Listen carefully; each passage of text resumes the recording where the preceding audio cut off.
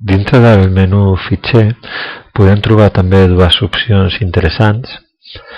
La primera és documents recents. Si fem clic aquí, se'ns obre un llistat amb els diferents documents que recentment hem estat fent servir. Veieu aquest document, podem veure aquest altre, podem veure una imatge ràpida de les pàgines que composen cadascun d'aquests documents. I des d'aquí podem triar diferents opcions, com per exemple si volem obrir-ho, o si el volem combinar. Si fem combinar, el que farà serà que afegirà totes aquestes pàgines d'aquest document al meu document llar, d'acord? Al meu tema pissarra.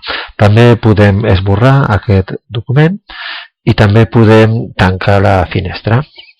L'altra opció important que podem trobar a fitxer és l'opció imprimir. Si diem imprimir, el que farà serà que ens obrirà totes les possibilitats d'impressores que tinguem connectades al nostre ordinador i des d'aquí podrem dir si volem imprimir a la impressora que tenim predeterminada o volem imprimir com a PDF, si tenim el PDF Creator, etc. etc.